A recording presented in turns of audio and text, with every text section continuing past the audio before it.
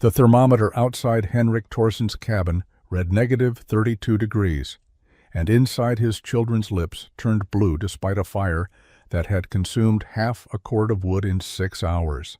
3 cabins away, Magnus Vinter's family sat comfortably in wool shirts with no fire burning, the earthen floor beneath their feet radiating stored heat, like a living thing, even though everyone in the settlement had mocked it as primitive and disgraceful for 18 months. Before we explore how one man's obsession with thermal mass changed frontier heating forever, let us know where you're watching from and hit subscribe. Tomorrow's story is even more unbelievable. Henrik Thorsson stood in Magnus Vinter's doorway at 2 in the morning on January 14, 1869, holding his youngest daughter against his chest. The child was 3 years old, and her skin had taken on the waxy pallor that frontier parents dreaded. Behind Henrik, his wife carried their infant son, and their 2 older children clung to her skirts.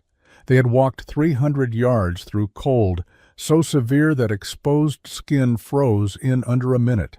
Henrik's pride, which had sustained him through 18 months of mocking Magnus Vinter's floor, had shattered somewhere between putting another log on a fire that couldn't warm his cabin and watching his daughter's breathing become shallow. Magnus opened the door wider without speaking. Heat rolled out into the night, visible as a shimmer in the lamplight. Henrik stepped inside and stopped. The difference wasn't subtle. Magnus's cabin was warm, not survivable, not tolerable, but genuinely warm, the kind of warmth that made you want to remove your coat.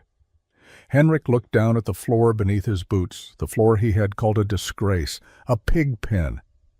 Evidence of Magnus's descent into savage poverty. The earthen surface glowed faintly in the firelight, and when Henrik knelt to press his palm against it, the heat that radiated up through his glove made him pull back in shock. Magnus's wife, Ingrid, took the baby from Henrik's wife without comment and laid him on the floor near the fireplace. Not near the coals, but on the earthen surface itself, 6 feet from the hearth. The child's crying, which had been weak and intermittent, stopped within minutes. The older children sat directly on the floor, and Henrik watched as color returned to their faces. The earth beneath them was radiating heat, the way a stove radiates heat, steady and encompassing, warming from below in a way that wooden floors never could. Henrik lowered himself onto the packed earth. The warmth soaked through his wool pants immediately, into his legs, up through his spine. He had been cold for so long that the sensation was almost painful. His wife sat beside him, and within 10 minutes she was removing her outer coat. The children sprawled on the floor like they were lying on a feather bed, and Henrik realized they were warmer here, on bare earth, than they had ever been. In his cabin, with its proper wooden floor, elevated 18 inches above the ground, on good pine joists. The massive stone fireplace held only coals. The fire had clearly been banked hours ago, yet the cabin temperature had to be near 60 degrees. In Henrik's cabin, with a fire-consuming wood, at a rate that would bankrupt them by February, the temperature had steadily dropped to 14 degrees. His children had started shivering uncontrollably around midnight. By 1:30 his daughter had stopped shivering, which was worse. Henrik looked at the floor again, really looked at it. The surface wasn't crude. It was smooth, almost polished, with a faint sheen that suggested some kind of sealant. The color was uniform, a warm brown-gray, and the texture showed none of the cracks or irregularities he would have expected from packed dirt. This wasn't accident or poverty. This was engineering. Magnus had built something that defied everything Henrik understood about proper construction, and it was saving his children's lives while his own proper cabin had nearly killed them. The obsession that led Magnus Vinter to build a floor everyone mocked began on a February morning in 1867, when he found his father frozen in bed. Elias Vinter was 72 years old and had survived 40 winters in Wisconsin, including the brutal season of 1856 when temperatures stayed below zero for 38 consecutive days. He knew cold. He knew how to survive it.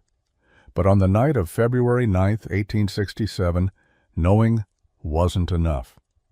Magnus had built his father a small cabin adjacent to his own the previous summer. It was good construction by frontier standards. Pine logs notched tight at the corners, mud and moss chinking packed carefully between gaps. A proper plank floor elevated on joists to keep it dry and level. The floor was made from white pine boards, each one hewn smooth, fitted tight, and pegged down securely. It was the kind of floor that marked civilization, that separated settlers from savages who lived on bare earth. Magnus had been proud of that floor. Elias had gone to bed at his usual hour. Magnus had checked on him around 9 that evening. The fire was burning well, the cabin was tolerably warm, and his father was in good spirits. They had talked briefly about spring planting plans. Magnus left him comfortable and returned to his own cabin 30 yards away. The temperature that night dropped to 18 below zero, cold but not unprecedented. Magnus woke at dawn, built up his own fire, and went to check on his father. The cabin was cold, not frigid, but cold enough that Magnus's breath was visible. The fire had gone out sometime in the night, probably around 3 in the morning, based on the ash. Elias was in his bed under 4 wool blankets and a bearskin. He wasn't moving. Magnus knew before he touched him. His father's skin was ice cold. The doctor who came later that day said Elias's heart had probably stopped around 4 in the morning. The cold hadn't killed him directly, but it had stressed his aging body beyond what it could endure. Magnus stood in that cabin for an hour after the doctor left, trying to understand. The fire had burned for perhaps 6 hours. The cabin should have retained some warmth, but when Magnus placed his palm on the plank floor, it was like touching ice.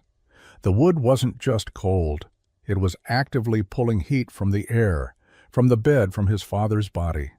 Magnus knelt and looked under the floor through a gap in the foundation stones. Cold air moved freely in the space between the ground and the planks, circulating, carrying away any warmth that tried to settle. He examined the walls, the roof, the door. Everything was as tight as frontier construction allowed. But the floor, the proper civilized floor he had been so proud of, was a heat sink. Wood held no warmth. The elevated design created an air gap that guaranteed continuous heat loss. Magnus had built his father a cabin that looked right and functioned wrong. That realization, standing in the cold cabin with his father dead under blankets that hadn't been enough, changed everything Magnus thought he understood about shelter. Magnus buried his father on a hillside overlooking the settlement and spent the next week in a state that his wife Ingrid recognized as dangerous. He wasn't grieving normally. He was obsessing.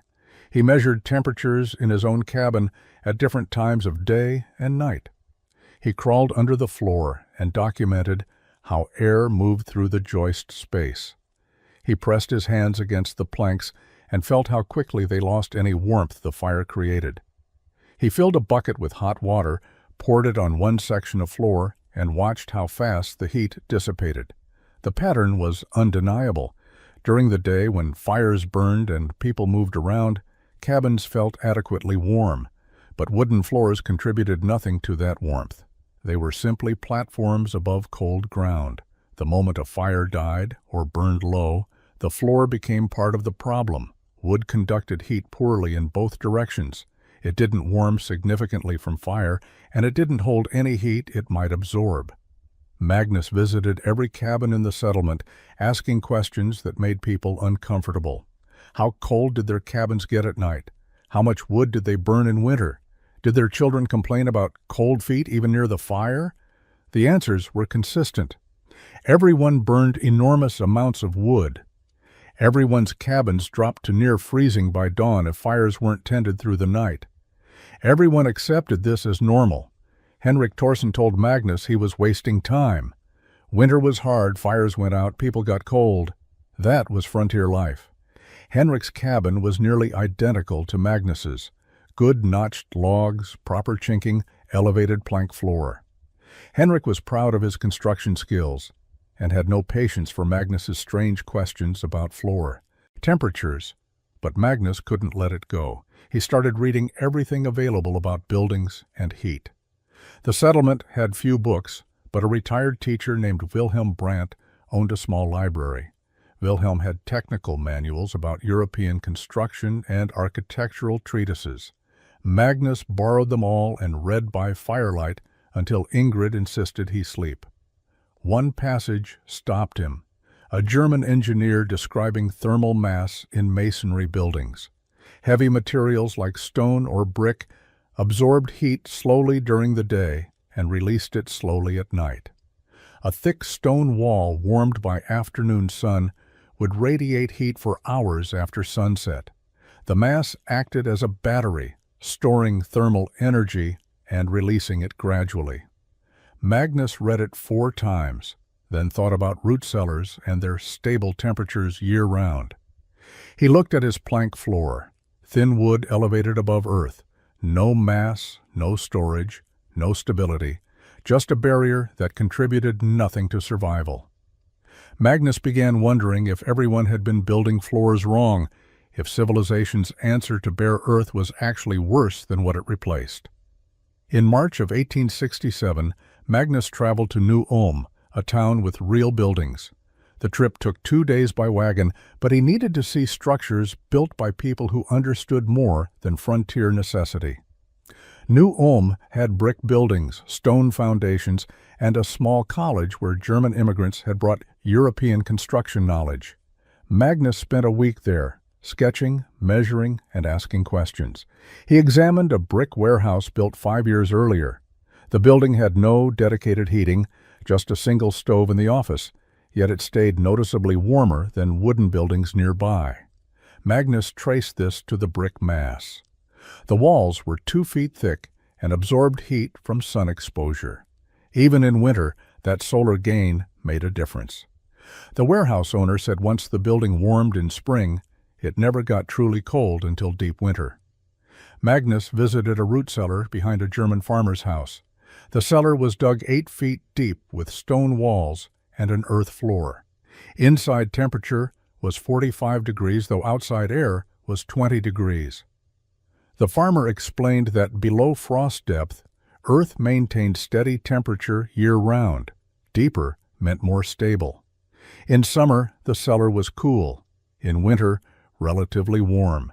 The Earth's mass buffered against temperature extremes. A mason named Friedrich Holzer showed Magnus how stone foundations were built. Friedrich explained that stone absorbed heat during the day and released it at night. Heavy materials held heat, light materials didn't.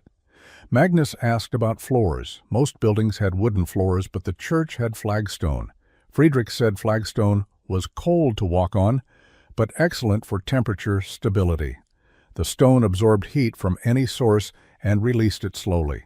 Wooden floors felt warmer to touch, but contributed nothing to thermal performance. On his last day, Magnus visited the college library. A mathematics professor let him examine engineering texts. Magnus found calculations for heat capacity. Stone held roughly twice the heat energy of wood per pound. Earth, depending on composition, held similar amounts to stone, but volume mattered more than weight. A floor could be much thicker than walls. 10 inches of earth would have enormous thermal storage capacity. Magnus made careful notes and sketched diagrams. When he returned home, Ingrid asked what he had learned. Magnus told her he was going to rebuild their floor. She asked what was wrong with their current floor. He said it contributed nothing to their survival, and he was going to build one that did. Ingrid looked at the good pine planks and asked if he had lost his mind. Magnus said possibly, but he was doing it anyway. Magnus returned from New Ulm in April with purchases that confused everyone who saw them. Most men returning from town brought practical supplies: flour, coffee, ammunition, fabric for their wives. Magnus brought 20 pounds of pure clay in canvas sacks, 10 pounds of powdered limestone, a set of measuring cups designed for apothecaries, and a wooden frame with wire mesh for sifting soil.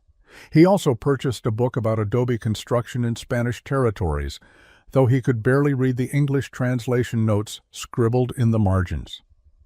Henrik Thorsen watched Magnus unload these items and asked what possible use clay and limestone could have on a frontier homestead.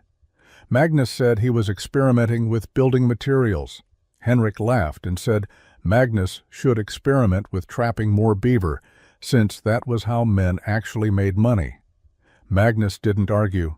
He simply stacked his supplies in the shed behind his cabin and began the work that would occupy him for the next 3 months.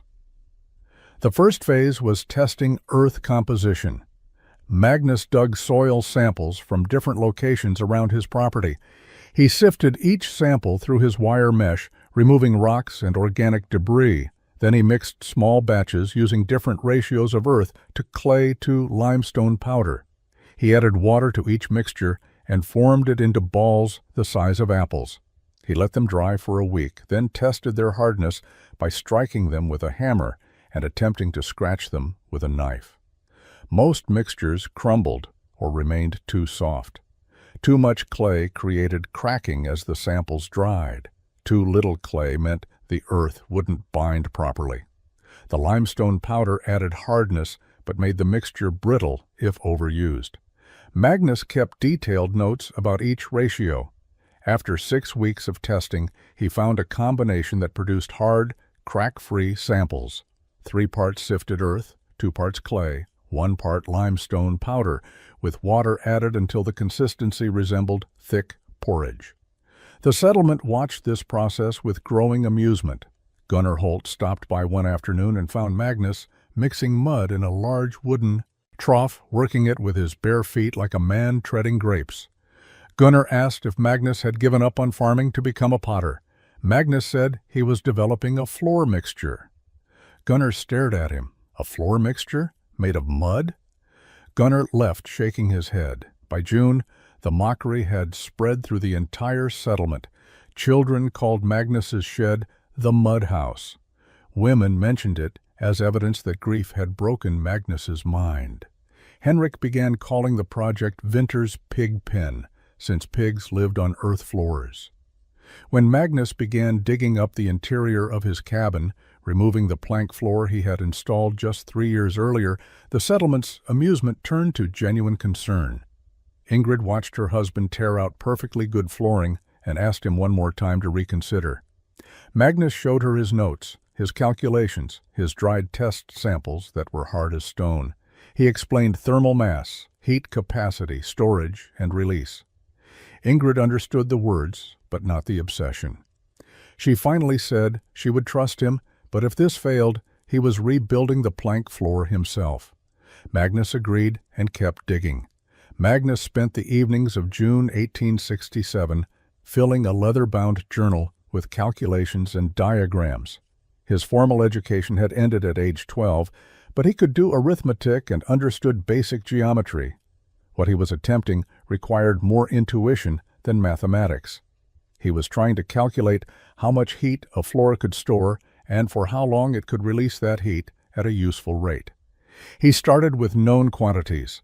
A fire burning in his fireplace consumed roughly 1 cord of wood per month in deep winter. That fire produced heat that mostly went up the chimney or leaked through walls and roof. The question was how much heat could be captured and stored if a massive thermal battery sat directly in front of the fireplace, absorbing radiation for 12 hours a day. Magnus estimated his floor would be 10 inches thick and cover roughly 200 square feet. Using the density values he had found in the engineering texts and accounting for the air spaces in the earth mixture, he calculated the floor would weigh approximately 6,000 pounds. That mass, even with Earth's moderate heat capacity, could store enormous amounts of thermal energy. The question was how fast it would release that energy. He sketched diagrams showing heat flow. During the day, fire radiated heat in all directions. The stone fireplace absorbed some, the air absorbed some, but most escaped through the chimney or walls. A thick earthen floor directly in front of the fireplace would capture radiation that currently went into heating air that immediately leaked away.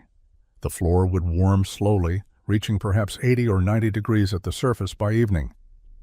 At night, when the fire died down, the floor would begin releasing stored heat. The release rate would depend on the temperature difference between the floor and the air. If the floor was at 80 degrees and the air dropped to 30 degrees, Heat would flow from floor to air until they equalized. But with 6,000 pounds of thermal mass, that equalization would take many hours. Magnus estimated the floor would remain above 50 degrees until dawn, possibly longer. He compared this to his current plank floor. Wood had roughly half the heat capacity of Earth per pound, and his plank floor weighed perhaps 300 pounds total. Even if it absorbed heat perfectly, which it didn't, the storage capacity was trivial. The elevated design meant cold air circulated beneath, pulling heat away through conduction faster than the fire could replace it. His father had died in a cabin where the floor actively worked against survival. Magnus calculated wood savings. If the floor maintained cabin temperature for 8 to 10 hours after the fire died, he could let it burn out at midnight instead of tending it through the night. That alone would save a third of his winter wood consumption. The floor would also even out temperature fluctuations, reducing the need for intense fires to combat cold drafts. Total savings might reach 50%. The engineering made sense. The mathematics supported it. But Magnus knew numbers meant nothing if the physical reality failed. Adobe buildings in Spanish territories proved earth could be structural. Root cellars proved earth could moderate temperature. But no one in Wisconsin was building earth floors in heated cabins. Either no one had thought of it, or there was a failure mode Magnus hadn't considered. Only construction would reveal which.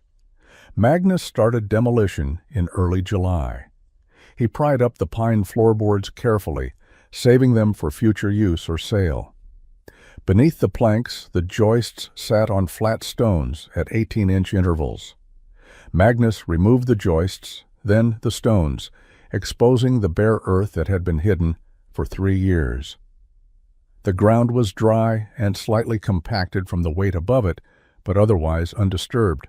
He marked the perimeter of the floor using stakes and string, defining the exact area he would excavate. The cabin's interior measured 14 feet by 16 feet, giving him 224 square feet of floor space. Magnus planned to dig down 8 inches below the original ground level before beginning to build up. This would give him a total floor thickness of 10 inches, with 2 inches below grade and 8 inches above, creating maximum thermal mass while keeping the floor level with the door threshold. The excavation took 4 days. Magnus used a shovel and a pickaxe, removing earth 1 bucket at a time and dumping it outside. He dug carefully, keeping the bottom level by checking with a long, straight board and a spirit level he had borrowed from Henrik. The irony of borrowing tools from the man who mocked his project most loudly wasn't lost on Magnus, but Henrik grudgingly admitted the excavation was at least competently done. Once the hole was complete, Magnus addressed drainage. Standing water in the floor mass would be catastrophic, causing rot, odor, and structural failure. He spread a 4-inch layer of gravel across the bottom of the excavation, using creek rock he had collected over several days. The gravel would allow any moisture that somehow penetrated the floor from above to drain down and dissipate into the earth below, preventing pooling. Next came the perimeter frame. Magnus installed a border of 6-inch tall logs around the entire floor edge, fitting them tight against the cabin's bottom wall logs. This frame would contain the earthen mixture as he built up the floor and provide a clean edge where floor met wall. He pegged the frame logs down into the gravel layer using wooden stakes, ensuring they wouldn't shift during construction. With the perimeter secured, Magnus began preparing his mixing area outside. He built a large wooden trough, 8 feet long and 3 feet wide, using planks left over from the floor demolition. This trough would be where he combined earth, clay, limestone powder, and water into the mixture that would become his floor. The trough had to be watertight and strong enough to withstand hours of mixing by foot. He positioned the trough near his cabin door for easy access. He stacked his clay sacks, limestone powder, and sifted earth in piles nearby. He filled 2 large barrels with water from the creek. He laid out wooden buckets for carrying mixed material into the cabin. Everything was ready. The settlement watched these preparations with continued amusement. Oscar Lindgren said it looked like Magnus was preparing to make the world's largest pottery vessel.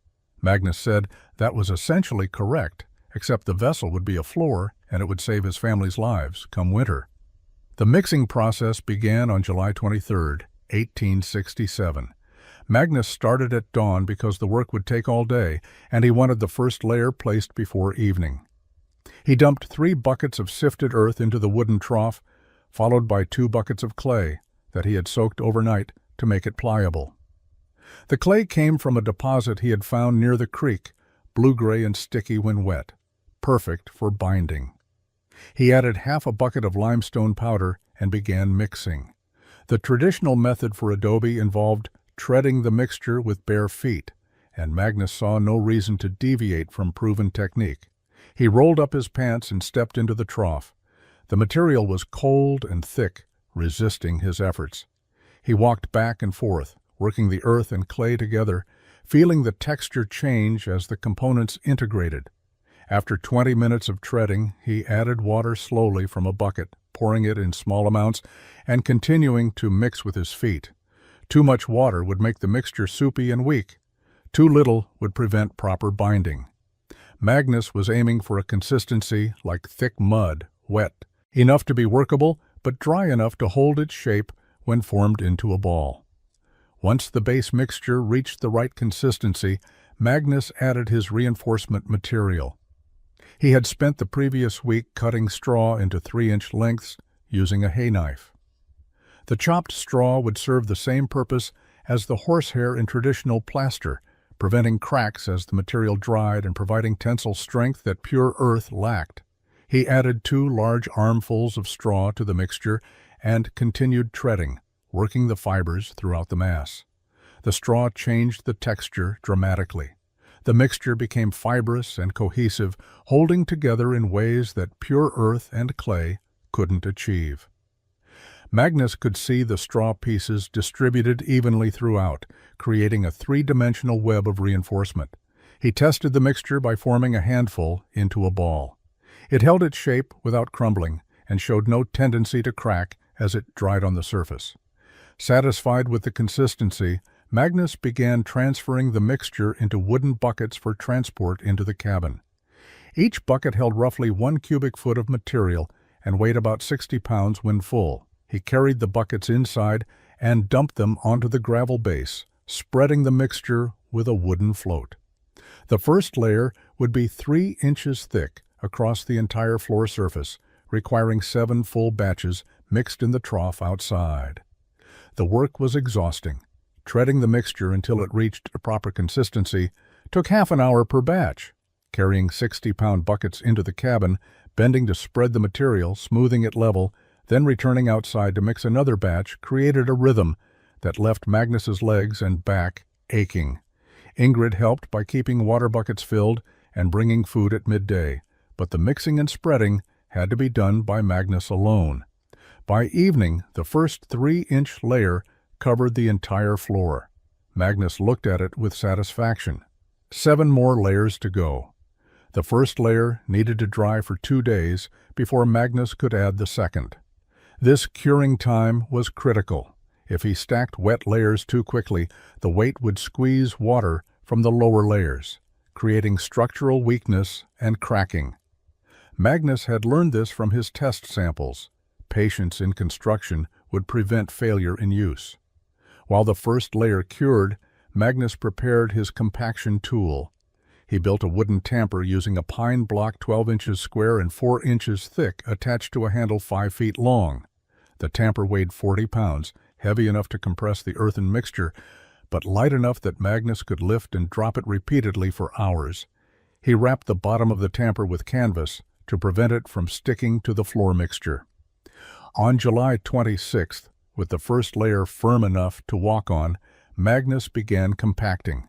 He started in one corner and worked across the floor in a systematic pattern, lifting the tamper and dropping it, feeling the impact compress the material beneath. Each drop left a slight depression. Magnus made 3 complete passes across the entire floor, each pass creating additional compression. By the time he finished, the first layer had compressed from 3 inches to approximately 2.5 inches. The compaction served multiple purposes. It removed air pockets that would reduce thermal mass. It increased density, improving heat capacity. It created a harder surface that would support subsequent layers. Most importantly, it prevented settling that would create cracks and structural weakness over time. Magnus was building a floor that would last decades, and that required proper compaction of every single layer. The second layer went down on July 27th. Same mixing process, same treading, same straw reinforcement. Magnus had refined his technique slightly, adding the water in smaller increments and mixing longer to achieve better consistency. The second layer spread more easily over the compacted first layer, and Magnus worked carefully to eliminate any air pockets at the interface between layers. 2 more days of curing, then another session of compaction. The pattern repeated, third layer on July 31st, fourth layer on August 3rd. By mid-August, Magnus had built up 6 inches of compacted earthen floor. The cabin was unusable during this time, so Magnus and Ingrid lived in a temporary lean-to shelter behind the main structure. The summer weather made this tolerable, but Ingrid reminded Magnus daily that winter construction would have been impossible. Henrik stopped by in early August to see the progress. He looked at the partially completed floor and shook his head. All this work for a dirt floor. Magnus, you could have built an entire new cabin in the time you're spending on this foolishness. Magnus paused his tamper work and asked Henrik how much wood he had burned last winter. Henrik said roughly 4 cords, same as always. Magnus said he expected to burn 2 cords this winter, maybe less. Henrik laughed and said he'd believe that when he saw it. By late August, Magnus was laying the 7th layer. His hands were calloused from mixing and spreading. His shoulders ached from swinging the tamper. But the floor was taking shape exactly as he had envisioned. The surface was rising toward its final height, and the mass beneath his feet felt solid and permanent. 3 more layers to go. The final 3 layers required modified technique. Magnus wanted the floor surface to be harder and more moisture-resistant than the base layers, so he adjusted his mixture ratios. For layers 8 and 9, he increased the clay content slightly, going from 2 parts clay to 2.5 parts. The extra clay would create a denser, less porous surface. He also increased the limestone powder from 1 part to 1.5 parts, knowing the lime would harden as it cured. Layer 8 went down on August 24th. Magnus mixed it to a slightly wetter consistency than previous layers, which made it easier to spread smooth. He worked the material with his wooden float, pressing it firmly against layer 7 and smoothing the surface as level as possible. After 2 days of curing, he compacted it thoroughly, making 4 passes with the tamper instead of the usual 3.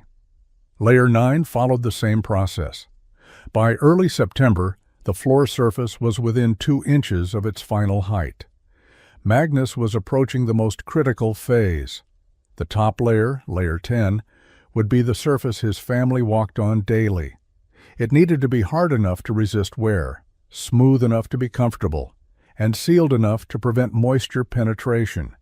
This layer would also be the primary heat radiator, so surface quality mattered for thermal performance. For the final layer, Magnus modified his mixture significantly. He increased clay to 3 parts, keeping earth at 3 parts, but reducing limestone powder to 1/2 part. The reduced lime prevented excessive hardness that might cause surface cracking. He mixed this batch longer than any previous layer, treading for nearly an hour until the consistency was perfectly uniform. He added finely chopped straw, shorter pieces than before, for subtle reinforcement that wouldn't create visible texture. Magnus spread the final layer with obsessive care.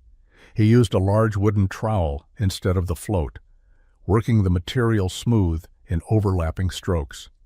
He checked level constantly, adding small amounts of mixture to low spots and smoothing high spots. The process took an entire afternoon for a layer that was only 2 inches thick. By evening, the floor surface was complete, smooth and even across its entire 224 square feet. The curing time for the top layer was extended to 5 days. Magnus wanted maximum hardness before applying the final sealant. During these 5 days, he prepared his sealing mixture, linseed oil and beeswax heated together in a pot until the beeswax dissolved. The ratio was 4 parts oil to 1 part wax. This mixture would penetrate the floor surface, filling microscopic pores and creating a moisture barrier while allowing the floor to breathe. On September 12th, Magnus applied the sealant.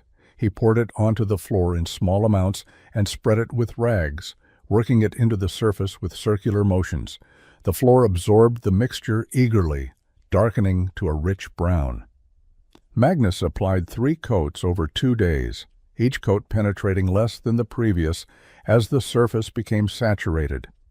The final result had a soft sheen, not glossy but definitely sealed.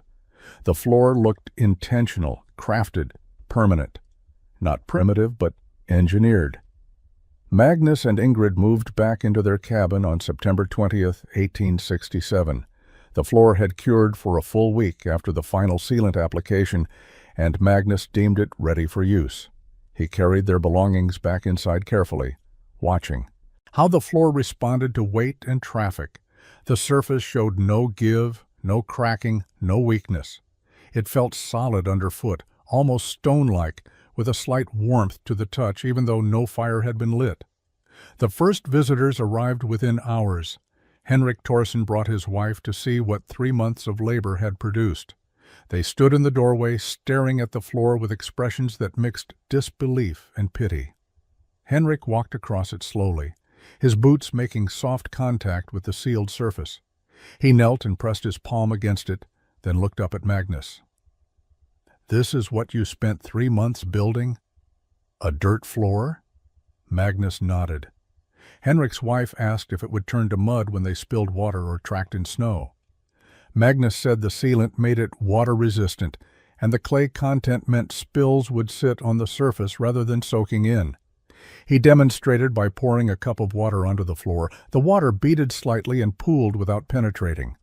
Magnus wiped it up with a rag, leaving the floor unmarked. Henrik stood and examined the walls, the ceiling, anything except the floor. He finally said that all the engineering and mixing didn't change the basic fact that Magnus was living on dirt like an animal. Civilized people had wooden floors. Henrik had laid plank floors in 4 cabins over the years, and he was proud of that work. This, gesturing at the earthen surface, was a step backward.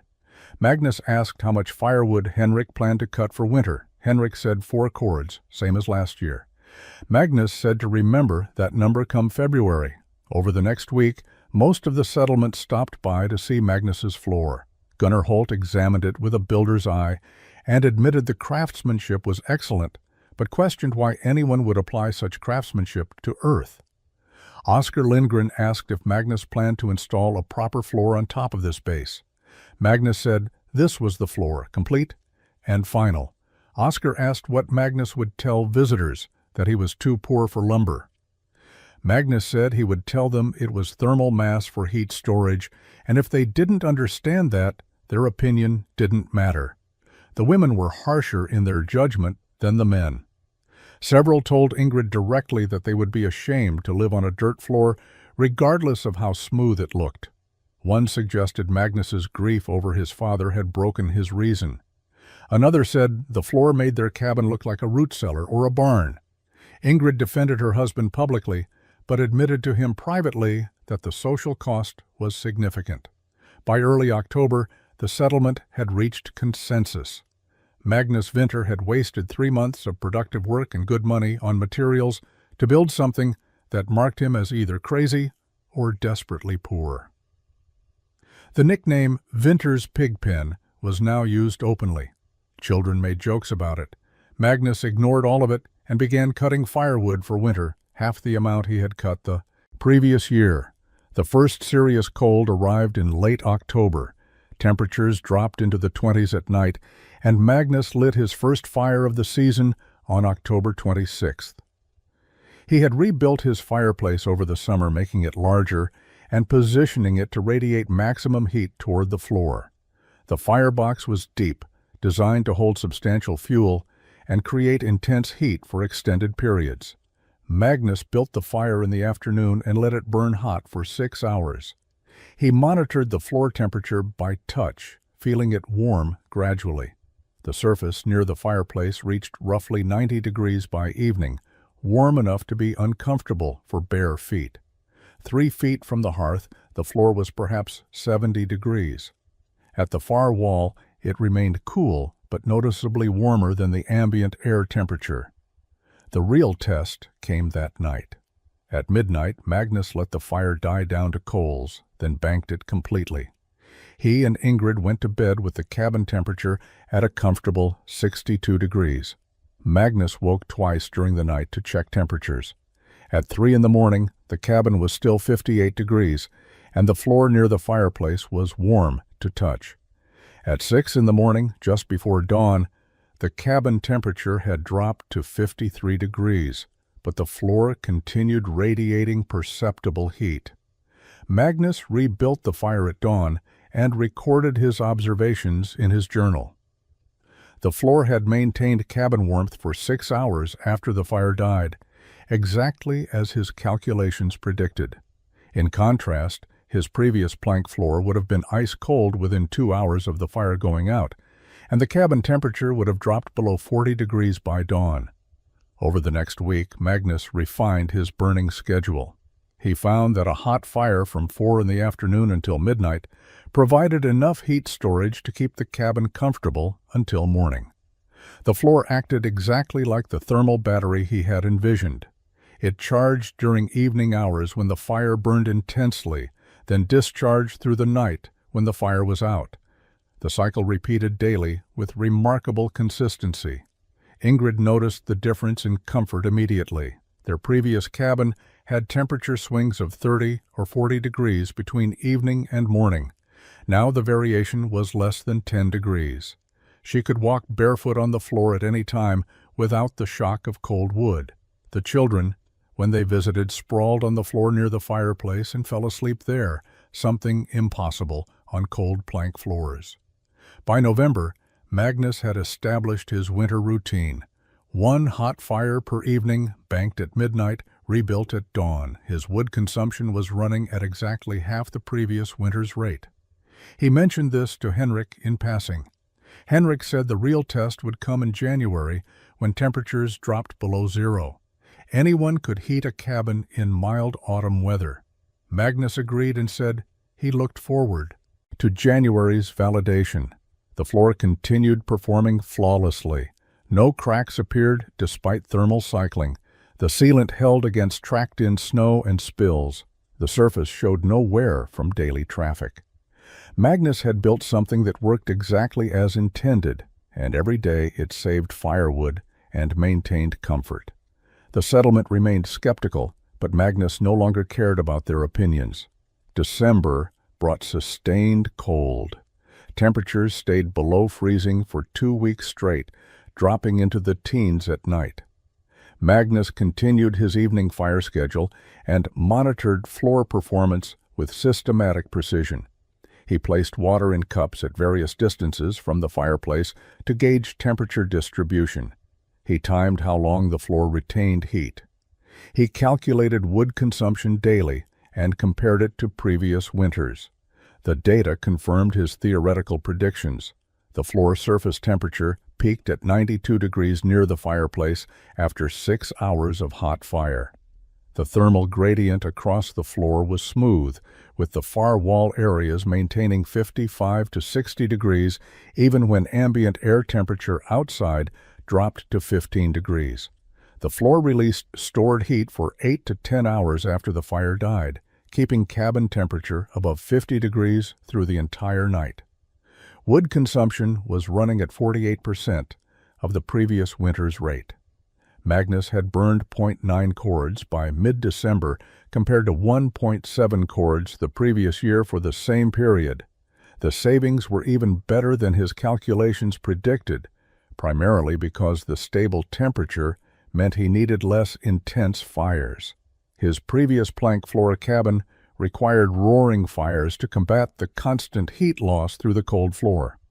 The earthen floor contributed to warmth rather than draining it. Ingrid noticed secondary benefits Magnus hadn't anticipated. Humidity in the cabin remained more stable because the floor absorbed and released moisture along with heat. Their clothing and bedding dried faster when laid on the warm floor overnight. Food stored on floor-level shelves stayed fresher because temperature fluctuations were minimal. The cabin felt fundamentally different, more stable, more comfortable in ways that were hard to quantify but obvious in daily living. Magnus documented everything in his journal. He sketched temperature distribution diagrams.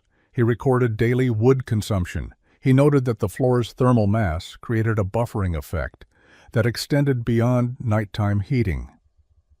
On cloudy days when the fire burned at reduced intensity, the floor released stored heat from previous days, maintaining comfort. The mass acted as a thermal reservoir that averaged out daily variations. Henrik stopped by in mid-December and found Magnus lying on the floor near the fireplace, reading by lamplight. The fire had been out for 3 hours, yet Henrik could feel warmth radiating from the earthen surface. He asked Magnus about wood consumption. Magnus showed him the journal entries. Henrik studied the numbers silently, then asked if Magnus was certain about the measurements. Magnus said he weighed every piece of wood before burning it and tracked every fire with precision. Henrik mentioned that his own wood supply was depleting faster than expected. He had already burned through 2 cords, and winter was barely started. At this rate, he would need 5 cords total, more than he had cut. Magnus said nothing, just let the numbers speak. Henrik left without commenting further on the floor, but his skepticism had shifted to something closer to concern. What if Magnus was right? What if everyone else was burning twice the wood they needed? The extreme cold arrived on January 11, 1869. A weather system from Canada brought temperatures that dropped to -20 degrees by evening and continued falling through the night. By dawn on January 12th, the thermometer outside Henrik's cabin read -28 degrees. By the following dawn, -32 degrees. The cold was the kind that killed livestock, froze water buckets solid in minutes, and made breathing painful. Henrik's family burned wood constantly. His fireplace consumed logs at a rate that would have seemed wasteful in normal winter conditions, but the cold was so extreme that the cabin temperature barely stayed above 20 degrees. His children wore every piece of clothing they owned to bed. His wife layered blankets until the children could barely move beneath the weight. The plank floor was like a sheet of ice. Standing on it pulled heat from their feet so quickly that the children cried when they had to walk across it. Henrik burned through half a cord of wood in 3 days. The fire never went out, yet the cabin never warmed. The problem wasn't the fire's intensity, but the floor's betrayal. Every bit of heat that settled toward the floor was immediately conducted away by the cold wood and dissipated into the frozen air circulating beneath the planks. The floor wasn't neutral, it was actively hostile to survival. By January 14th, Henrik's youngest daughter showed signs of dangerous cold exposure. Her fingers were white and numb. Her lips had taken on a bluish tint. She was lethargic, sleeping for long periods, and waking confused. Henrik's wife recognized the signs from stories she had heard. The child was losing the fight against cold. The cabin that was supposed to protect them was failing. Oscar Lindgren's situation was even worse. His cabin was smaller than Henrik's, and his infant son was less than 6 months old. The baby couldn't generate body heat effectively and couldn't communicate distress beyond crying. On the night of January 13th, the baby's crying became weak and intermittent. Oscar's wife held him against her body constantly, but she could feel the cold winning. The plank floor radiated cold upward. The walls leaked heat. The fire consumed wood frantically, but couldn't overcome the fundamental design failure. Gunnar Holt, who had mocked Magnus most consistently over the past 18 months, found his own cabin dropping to 12 degrees despite burning wood at a rate that would bankrupt him by February. He had 3 grandchildren staying with him, and all 3 were showing cold stress symptoms. Gunnar realized sometime around midnight on January 14th that pride was about to kill children. The cabins everyone had considered proper and civilized were death traps in extreme cold. 3 families made the decision independently around 2 in the morning on January 15th. They bundled their children, took blankets, and walked through cold so severe that exposed skin froze in seconds. They walked toward the cabin everyone had mocked, toward the pig pen with the primitive dirt floor, toward Magnus Vinter's impossible floor that somehow, impossibly, was keeping his family alive, while proper construction failed everywhere else. Henrik arrived first, as described in Chapter 1. Magnus opened his door to find Henrik holding his daughter, his wife carrying the baby, the older children clinging to their mother's skirts. Magnus stepped aside without speaking. Heat rolled out into the night. Henrik's family stumbled inside and felt the temperature difference like a physical impact. The cabin was warm, genuinely, impossibly warm. The earthen floor glowed with stored heat. Oscar Lindgren arrived 10 minutes later with his wife and infant son, then Gunnar Holt with his 3 grandchildren. By 3 in the morning, 12 people crowded into Magnus's cabin, which was designed for a family of 4. They sat on the floor, lay on the floor, pressed themselves against the warm earth surface. The children stopped crying within minutes. Color returned to faces. The infant stopped his weak, intermittent sounds and fell into normal sleep. Magnus built up the fire not because the cabin needed heat, but because the crowd had dropped the temperature and the floor would need recharging. He said nothing to anyone. Ingrid brought water and bread. The visitors ate mechanically, still processing what they were experiencing. Henrik kept touching the floor, his hand returning to the warm surface repeatedly, as if he couldn't believe what he was feeling. The fire burned hot for 2 hours. The floor absorbed the heat and radiated it back. By dawn, the cabin temperature had stabilized at 60 degrees despite having 3 times the normal occupancy. Outside, the temperature was negative 32 degrees. The difference was 92 degrees. Henrik's cabin, with constant fire, had maintained 14 degrees. The difference there was 46 degrees. Magnus's floor had created a 44-degree advantage, exactly what the eventual documentation would record. Gunnar was the first to speak about it directly. He was 71 years old and had built cabins for 50 years. He had notched logs in 4 states and 2 territories. He had considered himself an expert in frontier construction. He looked at Magnus and said he had been wrong, completely, dangerously wrong. This floor wasn't primitive. It was the most advanced heating system he had ever encountered. Henrik asked how it worked. Magnus explained thermal mass, heat capacity, storage, and release. He described how the floor absorbed radiation from the fireplace for hours, storing thermal energy in 6,000 pounds of earth. At night, that energy released slowly, maintaining temperature for 8 to 10 hours. The thick mass prevented the rapid temperature collapse that plank floors couldn't prevent. Physics, not magic. Engineering, not luck. Oscar asked why no one had built floors this way before. Magnus said he didn't know. Maybe because earth floors seemed primitive. Maybe because elevations seemed necessary. Maybe because no one had done the calculations. The reasons didn't matter now. What mattered was that the principle worked, the engineering was sound, and lives were being saved. The family stayed in Magnus's cabin for 2 days. The cold snap continued, but Magnus's floor maintained warmth using normal amounts of wood. The children recovered fully. The adults slept on the warm earth and woke without the bone-deep cold that had become normal. When the temperature finally rose above 0 on January 17th, 3 men began planning to tear out their plank floors. Henrik Thorsen began demolition of his plank floor on February 1, 1869. The extreme cold had broken, but winter was far from over. Henrik couldn't face another potential cold snap with a floor that had nearly killed his children. He asked Magnus for detailed instructions on mixture ratios, layer thickness, compaction technique, and sealant preparation. Magnus provided his journal, complete with calculations and observations from 18 months of development and testing. Henrik's construction took longer than Magnus's had. He was learning the process while building, making mistakes that required correction. His first mixture was too wet and wouldn't compact properly. His second was too dry and crumbled.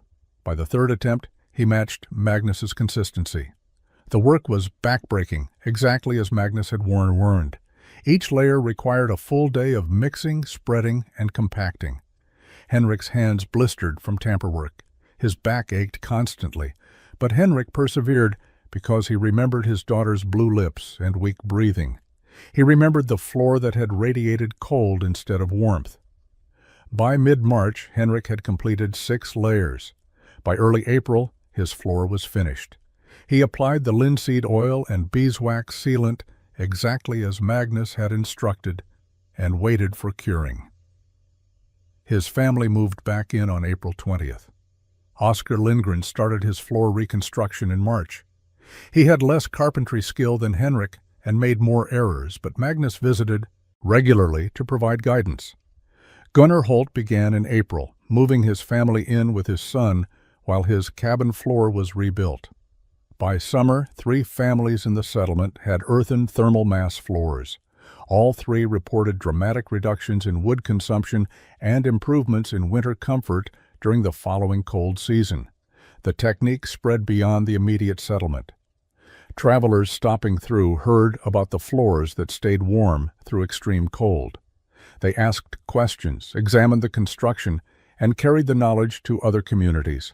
A trapper named Ernst Wagner built an earthen floor in his winter cabin in northern Minnesota and reported that his heating wood needs dropped by half.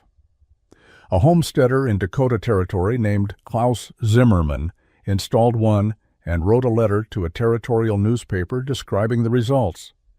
By 1871, earthen thermal mass floors had appeared in scattered locations across Wisconsin, Minnesota, and Dakota Territory. The technique was spreading organically, shared through word of mouth, and demonstrated results. No one was promoting it commercially. No one was claiming credit or seeking profit. The innovation spread because it solved a real problem better than any alternative. The floors varied in execution. Some builders used more clay, others more earth. Some sealed with oils, others with wax, some with both. Thickness ranged from 8 inches to 14 inches, depending on builder preference and patience, but the core principle remained constant. Massive earthen floor plus large fireplace equals passive thermal storage that maintains warmth through the night using half the wood of elevated plank floors. By 1875, earthen thermal mass floors had become standard construction in the coldest regions of the northern frontier. Settlements in areas where winter temperatures regularly dropped below -20 degrees adopted the technique at rates approaching 50%. The pattern was clear. The harsher the climate, the faster the adoption. In moderate climates where wood was abundant and winters mild, traditional plank floors remained dominant. But in extreme environments where survival margins were thin, Magnus's innovation became essential infrastructure. The technique evolved as it spread. A Norwegian immigrant named Sven Halvorsen discovered that adding a thin layer of sand beneath the gravel drainage improved stability. A German builder named Friedrich Kemper found that mixing charcoal dust into the top layer created a darker surface that absorbed fireplace radiation more efficiently. A Finnish family named Virtanen developed a variation using peat mixed with clay, which worked well in areas where peat was more available than suitable earth. Documentation began to appear in regional newspapers and agricultural journals. The Dakota Territorial Pioneer published an article in 1873 titled The Thermal Floor, a Solution to Winter. Heating Costs. The article included testimonials from 7 families reporting wood consumption reductions between 40 and 60%. A Wisconsin Agricultural Extension Bulletin in 1874 provided detailed construction instructions, crediting innovative frontier builders without naming Magnus specifically. The wood savings had economic implications beyond individual households. Communities that adopted thermal mass floors collectively reduced winter wood consumption by thousands of cords. This reduced pressure on local forests, lowered wood prices due to decreased demand, and freed up labor that would have been spent on wood cutting for other productive activities. The environmental impact was measurable. Regions with high thermal floor adoption showed slower rates of deforestation compared to similar regions using traditional construction. Children's winter health improved in documented ways. Settlement doctors in Minnesota and Wisconsin noted decreased rates of cold-related illness in families with thermal mass floors. Frostbite cases dropped. Respiratory infections declined, likely due to more stable indoor temperatures and humidity levels. Infant mortality during winter months showed small but statistically significant improvements in communities where thermal floors became common. The floors were saving lives through mechanisms Magnus had never explicitly predicted, but which emerged from the stable thermal environment. The construction technique became refined through collective experience. Builders developed standards for mixture ratios, layer thickness, and compaction. The consensus settled on 3 parts earth to 2 parts clay to 1 part lime, with straw reinforcement at roughly 10% by volume. 8 to 10 inches of compacted thickness became standard. Curing time of 2 days between layers was universally adopted. The linseed oil and beeswax sealant remained the preferred finish, though some builders used pine resin as a cheaper alternative.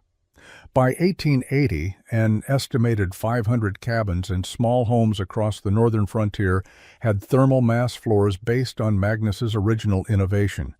The technique had become part of regional building tradition, taught by experienced builders to apprentices, passed from father to son, shared among neighbors. The engineering principle was understood. Heavy materials store heat, light materials don't. The practical application had proven itself through 2 decades of hard use in the harshest climate conditions North America could offer. Magnus Vinter died on March 4, 1893, at the age of 68. He had lived quietly in the same cabin for 26 years, maintained his farm, raised children who moved to cities for opportunities their parents had never known. His obituary in the local newspaper mentioned his survival through early frontier years and his service to the community, but made no reference to the floor that had launched. A construction revolution.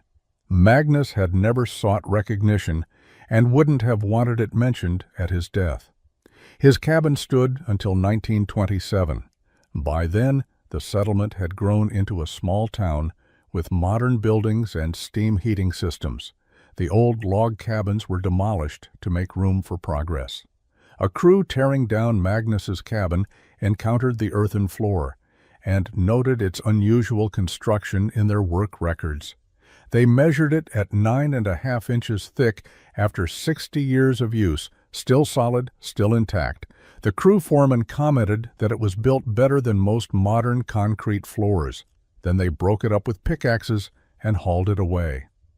Modern historians studying frontier construction patterns began recognizing thermal mass floors in the 1960s. Archaeological excavations of abandoned homesteads found evidence of compacted earth floors with traces of straw reinforcement and oil sealants. Building historians documented the technique in oral histories collected from descendants of frontier families. Academic papers analyzed the thermodynamics and confirmed the 40 to 60% heating efficiency improvements that 19th century builders had claimed. The principle Magnus discovered through obsessive calculation and experimentation is now understood as basic passive solar thermal design. Modern architects use the same concept in energy-efficient homes. high thermal mass floors, typically concrete, positioned to absorb heat from sunlight or radiant heating systems, releasing that heat slowly to maintain stable indoor temperatures. The specific implementation differs from Magnus's earthen floors, but the physics is identical. Mass stores heat. Storage stabilizes temperature. Stability reduces energy consumption. What Magnus couldn't have known in 1867 was that he was rediscovering principles ancient civilizations had understood. Adobe structures in the American Southwest had used thermal mass for centuries before European settlement. Roman hypocaust systems used massive stone floors as heat storage. Traditional earth construction across Asia, Africa, and Europe incorporated thermal mass instinctively. Magnus, isolated on the Wisconsin frontier with only books and observation, reconstructed knowledge that had been lost when European settlers defaulted to wood construction. His specific contribution was adapting thermal mass principles to frontier log cabin construction in extreme cold climates. No one before him had combined massive earthen floors with oversized fireplaces in elevated log structures designed for northern winters. The innovation wasn't inventing thermal mass, but engineering it for a specific application where it hadn't been tried. That practical adaptation, shared freely and adopted organically, saved lives and resources across 2 decades and thousands of square miles. The earthen floors are gone now, broken up and buried under modern development. Magnus's name appears in no engineering textbooks, but the principle endures, rediscovered by each generation that takes building science seriously enough to question assumptions and test alternatives.